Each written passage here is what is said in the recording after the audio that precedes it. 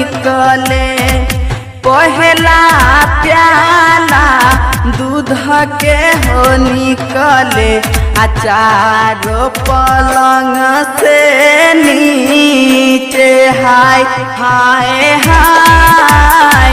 दूसरा प्याला शरबत के हो निकले।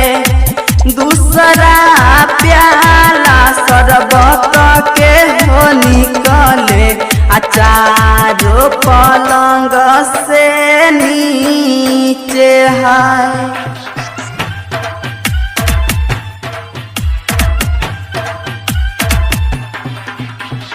निजाम बाबू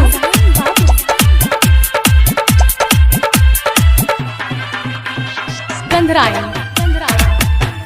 अखन अहाँ सब सुन रहल छी मदनेसर स्थान मदना से दुल्हन म्यूजिक की शानदार प्रस्तुति। दुल्हन म्यूजिक की शानदार प्रस्तुति। हाय हाय तीसरा प्याला जहर के हो निकले। तीसरा प्याला जहर के हो निकले, हसन को चोला बदलता है। हाय हाय खबर